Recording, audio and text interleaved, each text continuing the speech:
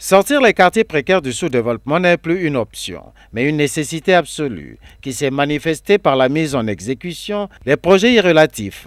Cela pour garantir la stabilité, la sécurité et la viabilité existentielle des populations dans les grandes villes. En effet, les difficultés d'accès dans ces quartiers étaient légion. Ces quartiers, il faut le dire, étaient bloqués au transport et au secours, tel que l'ont fait entendre ces deux citoyens du quartier Mboukou à Tieti. Le quartier, auparavant, c'était pas comme ça. On avait des mares d'eau et on avait beaucoup de difficultés à marcher et les voitures ne pouvaient pas passer. Oui.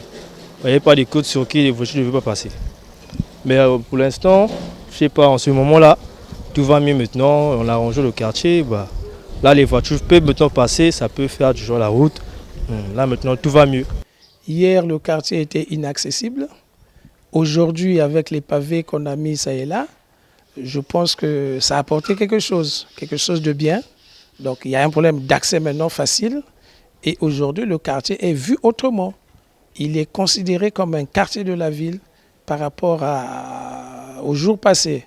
Il n'y en a pas que ici, il y a plusieurs quartiers tels qu'à Brazzaville, le quartier Soukissa, le quartier Mukunzingwaka, qui étaient dans le même état. Et aujourd'hui ces quartiers deviennent très accessibles. Le revêtement des rues en pavé dans les anciens quartiers de Pointe-Noire a transformé radicalement la vie quotidienne des résidents qui se sont exprimés. L'État plus multiplie ce genre de projets dans les quartiers reculés. Ouais, dans les autres quartiers aussi, il peut aussi avoir des mares d'eau, soit il y a des ravins. Il y a aussi des ravins, il y a aussi des mares d'eau. Puisque l'accès y est, donc les maisons par exemple à louer deviennent plus chères, les gens pensent qu'ils sont maintenant bien positionnés et tout, c'est le petit mauvais côté. Mais sinon dans le cas du développement, je pense que c'est une très bonne chose et c'est une activité je pense à pérenniser, qui doit bénéficier d'une certaine extension dans d'autres quartiers qui sont aujourd'hui dans la situation d'hier de notre... Cette ville devrait bénéficier de ce genre de projet de façon à ce que la ville tout entière soit belle, comme on dit, Ponton la belle. Contrairement à ce que nous vivons, l'accès dans les autres quartiers est difficile, même dans pleine ville. Donc si ce genre de projet pouvait être dupliqué ou multiplié ailleurs, nous pensons que ça serait une bonne chose, une très bonne chose.